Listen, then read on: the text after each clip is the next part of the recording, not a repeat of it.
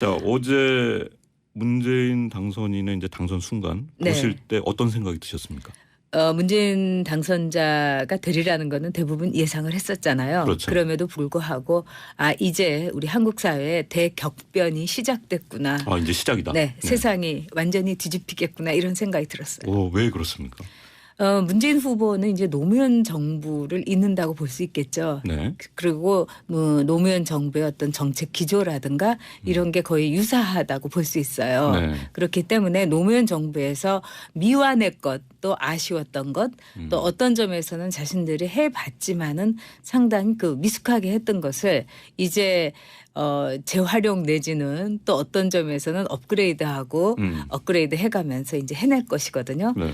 기본적으로 우리 사회가 그동안 보수 정당의 하나의 근간 그 보수주의의 뼈대 속에서 진보 정권이 비집고 들어왔고 또 거기에서 보수와 진보의 정권 교대가 있었다면은 이제 당분간은 진보 정권 시대로 가는 가능성이 네. 크다 이런 생각을 했습니다. 전 작가님 말씀은 이게 기대도 되지만 긴장도 되는 부분이 있습니다. 그 사실 노무현 정부 이후 10년이 지났었잖아요. 그렇죠. 네.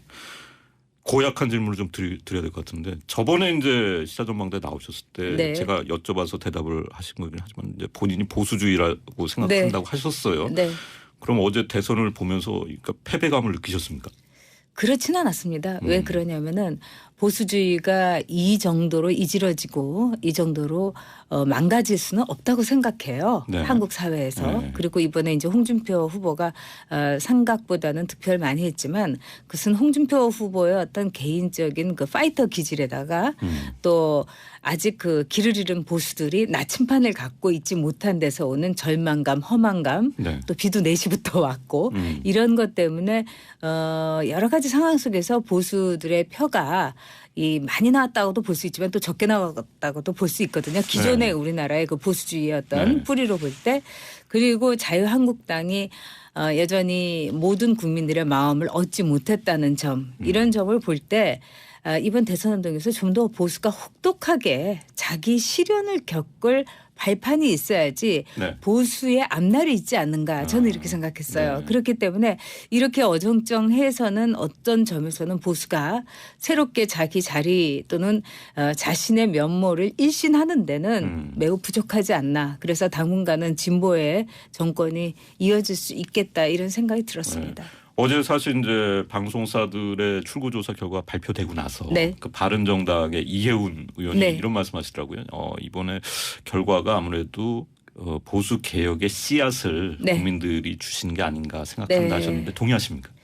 그는 이해운 의원 입장에서 얘기할 수 있는 거고요. 저는 그것이 아니라 보수가 이 위기를 넘어서서 네. 존립 자체를 위협받는 상황이 이제 다가온다 이렇게 보고 이제 있습니다. 시작이라고요? 네, 위기가. 왜 그러냐면 지역 정서 같은 것도 사라졌고 물론 TK하고 경남 일부에서는 홍준표 후보가 상당히 득표를 했지만요. 네. 또 유승민 후보의 득표라는 거는 유승민 후보가 매우 영민하고 똘똘하게 TV 토론을 잘하기는 했습니다. 네. 그렇지만은 지지율이 오르지 않았어요. 어떻게 해서 올랐냐. 거기에 탈당파가 자유한국당으로 다시 컴백을 하는 걸 보고 국민들이 화도 나고 왜냐하면 탄핵에서 비롯된 대선인데 그것을 또 다시 자기 부정을 하고 들어가는 거에 대해서 국민들이 납득을 못하신 거 아니겠습니까? 그러면서 유승민 후보와 바른정당에 대한 상당한 동정표가 갔다고 생각을 해요. 그래서 그 기반은 매우 허술합니다. 그리고 받은 득표로 볼 때는 아마도 바른정당에서 이대로 가기는 굉장히 힘든 득표라고 저는 생각을 합니다. 그렇군요. 아쉬운 결과로. 냉정하게 봐야죠. 그렇군요. 홍준표 후보가 24% 득표율을 기록을 했어요. 네. 이게 일단 2위 싸움에서는 안철수 후보한테 이긴 건데 그렇죠. 어떤 의미가 있습니까? 이것은 아무래도 우리나라에서의 보수 지지자들이 여전히 이제 수적으로 건재하고 있다는 것.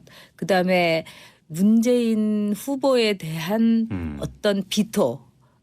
문재인 견제, 문재인 거부층의 하나의 결집이다 이렇게 볼 수가 있겠죠. 홍준표 후보나 자유한국당이 좋아서 찍은 것이 아니라요. 그렇군요. 알겠습니다. 제가 너무 냉정하게 얘기하나요? 아닙니다. 그런 말씀을 사실 기대했었습니다. 사실 이제 SBS 대선 주자 국민 면접에 참여를 하셨어요. 네. 그리고 당시 이제 5명 후보를 만나보시기도 했고, 물론 이제 문재인 당선인을 직접 보셨습니다. 네. 그 전에도 인연이 있으셨어요? 그 전에는 이제 몇 차례 이제 공식 석사이나 그래서 인사는 나눈 적이 있지만 그렇게 녹화를 듣는 한 너댓 시간을 아주 이렇게 그 박앵커하고 저처럼 이렇게 가까운 자리에서 본 적은 없었죠. 네. 어떻게 평가하십니까? 제가 보기에는 일단 인품이 상당히 좋은 사람이라는 인상이 들었고 그다음에 개인적으로 그때는 제가 아무에게도 말씀을 안 드렸지만 이분이 대통령이 되겠구나 하는 느낌은 받았어요. 네. 그런데 뭐 제가 어디 돗자리 깔고 뭐 하는 사람이 아니니까 얘기는 안 했지만 그만큼 이제 하나의 그 기운이 모아져 있는 그런 감이 있거든요. 정치인들한테는. 그리고 많은 분들이 문재인 비토의 원인이 되고 있는 문재인은 이 종북 좌파다.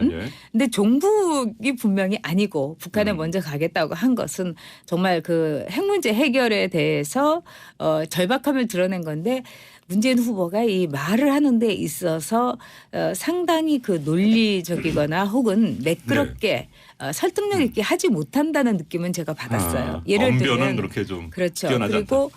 이 3D 프린터를 이제 3D라고 이야기하는 것이 이제 한때 논란이 됐는데 그게 뭐 그렇게 큰 문제는 아닙니다만은 코리아 패싱을 모른다는 건 뭐 이거 큰 문제는 아닙니다만 지적인 민감성이 굉장히 둔하다. 이렇게는 우리가 냉정하게 볼 수 있는 거죠.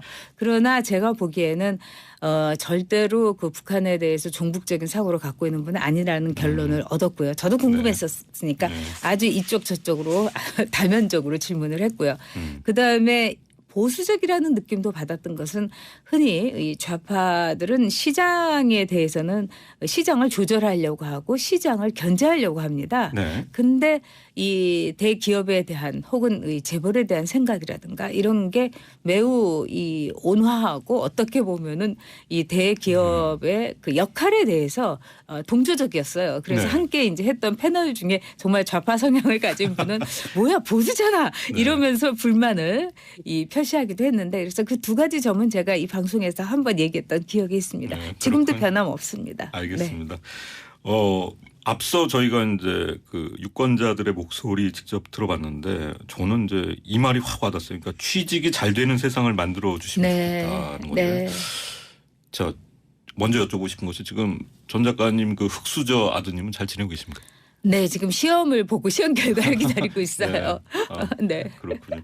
이제 뭐 블루칼라로서 살아가기 위해서 이 두 모자가 고군분투하고 있습니다. 저는 정말 취직이 잘 되는 세상을 좀 만들었으면 좋겠어요. 근데 지금 보면은 뭐 대선 주자 모두가 이걸 이제 강한 공약으로 내걸었지만은 잘 될 수 있을지는 사실 의문입니다. 그동안에 이제 보수 정권이 실패한 것은 취직이 잘 되는 나라, 결혼이 어려운 나라, 결혼을 할 수 있는 나라, 아이를 낳을 수 있는 나라 이거를 구현하지 못했기 때문이에요. 그런 나라들은 희망이 있으면 아이도 낳고 희망이 있으면 결혼도 하는 거거든요. 그런데 그걸 감당할 수 없게 만들었기 때문에 이 보수 정권이야말로 그런 점에서는 굉장한 자기 부정을 한 거라고 생각을 합니다. 바로 그것이 보수의 힘이었는데 그런 점에서 이제 세상이라는 게 더 이상 진영의 논리로 나눠서 볼 수 없을 정도로 매우 복합적으로 아주 복잡하게 됐습니다. 그래서 이번 진보 정권이지만 이 당선자가 정말로 이 보수의 장점 또는 진보의 장점을 잘 아우르게 된다면은 결혼할 수 있는 나라, 그다음에 취직 일자리가 여기저기 막 널려 있는 나라. 또 아이를 많이 낳을 수 있는 나라를 만들 수 있다고 봅니다. 사실 이제 진보 진영에서 대통령이 10년 만에 나왔기 때문에 재계나 기업들 입장에서는 속으로 긴장할 것 같아요. 현실적으로 그렇고 또 그런 우려도 또 이제 경제단체들이 내놓을 수도 있고 나름대로는 또 이제 불확실성이 커진 것 같다 뭐 이런 생각을 할 수도 있을 것 같습니다. 이런 상황에서 이제 일자리 취직이 잘 되는 세상 만드는 게 쉽지 않을 것 같은데요. 어떻게 해야 된다고 보세요? 그 얘기에 앞서서 저는 그 지난 그 보수 정권이 너무나 부끄러운 일을 했다고 생각을 합니다. 재벌 총수들을 불러다가 정유라의 말 사는 문제를 비롯해서 또 재벌들 역시 자신이 원하는 걸 얻기 위해서 정유라라는 존재, 최순실이라는 존재를 가장 먼저 알아서 거기다가 아주 딱 겨냥을 해가지고 말하자면은 그 의도적인 뇌물을 던졌다는 점 거기에서 이제 재벌과 권력의 짬짬이가 이루어지지 않았습니까? 네. 이제 더 이상은 그런 일을 하지 않는다는 것은 네. 이 정권은 물론이고 재벌들에게도 대기업에게도 굉장히 홀가분한 일이 될 거라고 생각을 합니다. 예. 그렇기 때문에 이제 각자의 영역에서 서로 상관하지 말고 재벌은 열심히 또는 대기업은 열심히 일자리와 또 우리 국민 경제 활성화를 위해서 혼자 배를 불리지 말고 정말 그 국가 경제에 나눌 수 있는 그냥 기업이 아니라 위대한 기업이 될 수 있도록 노력을 해야 되겠고요. 정부는 기업에 대해서 많은 규제를 풀고 그다음에 기업이 하는 일을 방해하지 말고 네. 정말 이 국경 없는 이 시대에 거기에 맞는 경제 정책을 갖추면 된다고 봅니다. 알겠습니다. 자, 문재인 당선인이 사실 이제 오늘 중에 빠르면 뭐 낮 시간이면 내각 구성에 대해서 뭔가 발표를 할 것 같은 그런 예상이 드는데 네. 뭐 일단 언론의 예측이지만은 지금 하마평에 오르는 분들은 이제 대부분 굉장히 이제 측근 인사들 이름이 거론이 됩니다. 네. 괜찮을까요? 제가 보기에는 일단 수석이라든가 비서실장은 측근을 쓸 수밖에 없습니다. 현실적으로. 네. 근데 앞으로 이제 수석들 체제보다는 장관 위주의 체제로 한다고 했으니까 그걸 기대를 하고요. 그다음에 가장 중요한 것이 이제 상징성이 있는 것이 국무총리 아니겠습니까? 그렇죠. 그래서 국무총리의 경우에는 우리 사회의 불평등을 해소했다는 느낌을 받는 지역 안배를 고려한 인사였으면 저는 합니다. 지역 안배도 고려하고. 당연히 고려해야죠. 왜 그러냐면 지난 보수 정권에서 지역 안배가 안 됐습니다. 네. 그거는 참 보수주의자로서 부끄러운 일이에요. 보수주의자들은 그런 지역이나 이런 것보다는 늘 실력을 따지는 특성을 갖고 있는데 우리나라의 보수는 진짜 보수가 없어요. 그렇고 사회에서 이 불평등이나 소득의 차이가 심화되면은 범죄율도 늘어나고요. 네. 그다음에 뭐 여러 가지 정신질환도 늘어나고 그렇습니다. 그렇기 때문에 우리 정치가 왜 이렇게 다 도른 거 아니야. 다 미친 거 아니야. 국민들이 이렇게 느낀 것은 정치에 있어서의 어떤 지역 안배를 비롯해서 네. 불균형, 불평등이 있었기 때문이라고 생각하기 때문에 저는 지역 안배라든가 또는 이제 연령의 안배 또는 성적인 안배 이런 것은 고루고루 됐으면 좋겠습니다. 구체적으로 뭐 총리는 이분이 했으면 좋겠다 이렇게. 뭐 하마평에 나오는 분들을 보니까 네. 다 이제 좋은 분들이긴 하는데 네네. 제가 이제 굳이 얘기를 하면 저는 진짜 뭐 나온 분들하고 뭐 전화 통화한 지도 한 5, 6년도 더 되는 네네. 사람인데 저는 진영 의원이 만약에 된다면 좋을 거라는 왜 생각이 그렇습니까? 듭니다. 제가 이제 경험했던 진영 의원은 제가 진영 여러 명의 의원들하고 같이 일을 했어요. 네. 제가 대변인일 때. 네. 근데 진영 의원이 그 당시에 이제 대표 비서실장을 했습니다. 근데 일단 인격이 선비 같은 분이고요. 그다음에 물러설 줄 아는 분이고 왜냐하면 나서 가지고 뭐 이렇게 휘두르는 분이 아니라 이 토닥토닥하면서 뒤에서 서포트 해줄 수 있는 분 자신을 이제 그림자로 여길 수 있는 분입니다. 비서실장은 그러면 되죠. 네, 그래서 그런 점에서는 매우 적격이고 또 진영 의원이 물론 이 한나라당 새누리당 출신이긴 하고 박근혜 정부에서 당장 바꾸셨잖아요. 네. 그래서. 이 보건복지부 장관을 하기도 했지만 이제는 글쎄 당을 바꾸는 것도 옛날처럼 볼 건 아니라고 생각을 합니다. 이제 모든 것이 변화하는 시대고 그래서 우리 청취자들도 이 생각을 바꾸셨으면 전 좋겠고 저 역시 진영 의원이 민주당 입당했을 때는 사실 솔직히 쇼크를 받았습니다. 네. 그러나 그런 시대가 아니다. 저는 그렇게 생각했습니다. 알겠습니다. 자, 전 작가님의 의견을 들어봤고요. 사실 저는 그런 생각이 들었어요. 통합의 시대, 통합의 정치를 어제 당선인이 가장 먼저 얘기를 했지만 또 일부 국민들 사이에서는 적폐청산, 과거에 대한 철저한 단죄 필요하다는 분들 분명히 있습니다. 이 두 가지를 함께 한다는 건 쉽지 않고요. 어느 걸 또 먼저 해야 될지 이런 얘기도 나올 것 같은데요. 네. 뭐 그 양손에다가 같이 하면 되는 거죠. 그게 뭐가 어렵겠습니까? 병행할 수 있다. 네, 전 그렇게 봅니다. 자연스럽게 뭐 좀 이른 감이 있기도 하지만은 박근혜 전 대통령에 대한 어떤 이제 시기라도 이제 사면 조치 뭐 이런 얘기도 나오는데요. 그건 안 했으면 좋겠습니다. 왜 그러냐면 우리가 근본을 잊지 말아야 되고 어떻게 해서 이번 대선이 이루어졌는지를 잊어서는 안 됩니다. 이건 어디까지나 탄핵 이게 상황 속에서 국민의 이득을 위해서 국가의 이익을 위해서는 박근혜 전 대통령을 파면해야 된다는 헌재의 판단. 이것은 곧 국민의 판단이었습니다. 그렇기 때문에 섣불리 뭐 사면해주고 이럴 것이 아니라 모든 것을 밝히고 거기에 대해서 이 계산할 건 계산하는 것이 저는 정당하다고 봅니다. 그러면은 이제 재판이 끝나고 구형 또 형이 확정된 뒤에 이때는 거론할 수 있다고 보세요? 글쎄 그때도 저는 어렵다고 생각을 합니다만 왜냐하면은 이제 우리가 법치라는 이름을 엄중함을 알아야 됩니다.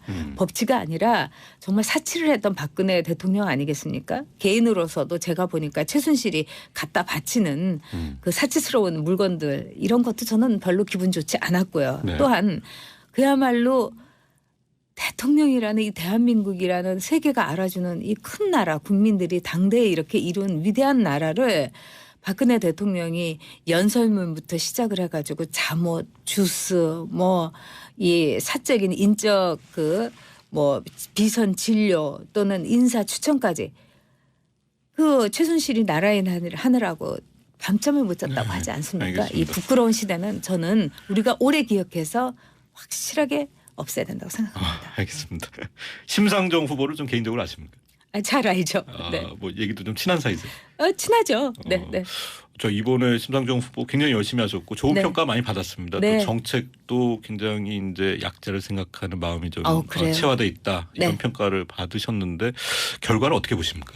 저는 굉장히 훌륭한 결과를 훌륭한 후보가 얻었다 이렇게 생각을 합니다. 그러니까 지지율 수치 면에서는 좀 만족하지 못할 수도 있잖아요. 기대보다는 못했지만은 이제 뭐 지켜주지 못해서 미안하다고 이 후원금이 이제 밀려들었다고 하는데 아마도 이제 소신 투표를 하고 싶었던 수많은 분들이 이 상황 속에서 이제 뭐 밀린다 뭐 또는 이제 위기의식을 고취하는 문재인 후보 진영에 대해서 이제 마지막에 이제 그쪽으로 쏠렸던 게 아닌가 저는 싶기도 합니다. 그러나 이제 심상정 후보가 그 지난하고 그 어려운 상황 속에서 진보당의 가치, 이 노동의 가치를 이 시대에 제대로 알렸다는 것은 굉장히 큰 의미가 있었고요. 또 준비된 후보라는 걸 보여주지 않았습니까?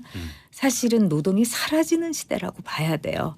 노동이 당당한 시대라고 캐치프레이즈를 하긴 했지만 제4차 혁명 시대에 심상정 후보가 이제 기본소득에 대해서도 이제 많은 걸 얘기했는데 일론 머스크가 이제 테슬라의 CEO인 일론 머스크가 이런 얘기를 했잖아요. 이제 이 로봇이 인간의 노동력을 대신하기 때문에 당연히 기본소득을 쓸모없는 인간들에게 해줘야 되는 시대다.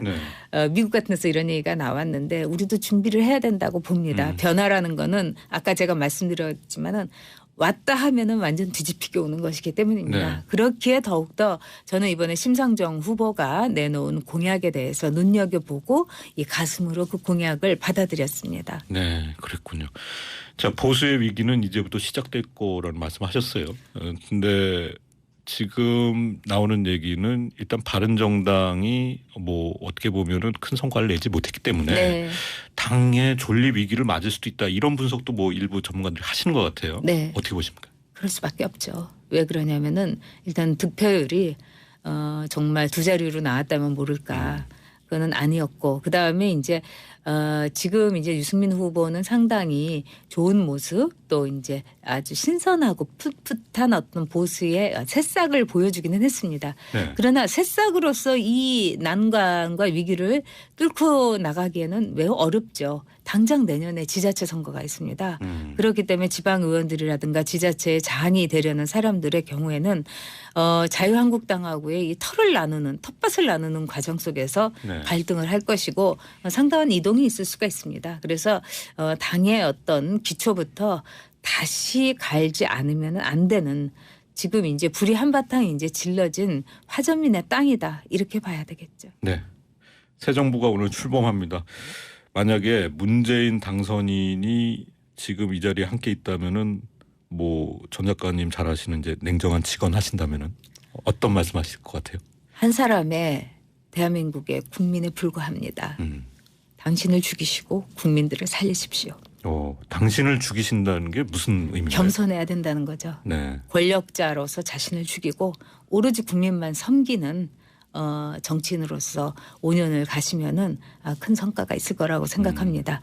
어제는 축배를 드셨지만 아마 오늘 아침부터는 독배를 드실 정도로 엄청나게 힘든 상황일 겁니다. 그래서 저도 국민의 한 사람으로서 한 1년 동안은 늘 다독이고 문재인 당선자를 성원하도록 하겠습니다. 왜냐하면은 문재인 당선자가 선장이 된 이 즈음에 잘해야지 우리들이 편안하고 우리 국민들의 눈물과 그동안의 참담함과 황당함이 씻어지리라고 봅니다. 그래서 무거운 어깨를 늘 생각하시고 뒤를 돌아다 보시고 그리고 자신에게 언제나 쓴소리를 할 수 있는 사람을 가까이 두시기를 바랍니다. 네, 그렇군요.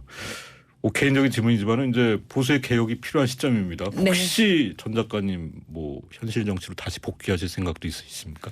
저는 오늘 제가 참 마음속에 있는 말씀을 우리 오로지 청취자 여러분들을 위해서 드렸습니다. 제가 지금 뭐 문재인 후보에게 뭐 아부할 것도 아니고 그렇다고 뭐 이 자유한국당에 어떤 뭐 생각이 있는 것도 아니고 오로지 이런 역할이 저는 중요하다고 생각합니다. 그래서 저는 이런 정치를 하겠습니다. 그러니까 저는 뭐 입당이라든가 또 다시 정치권에 돌아가고 싶지도 않고요. 네. 이 역할도 뭐 다른 의미가 있지 않을까 싶습니다. 오늘 말씀 잘 들었습니다. 네. 전영욱 작가와 얘기 나눠봤습니다.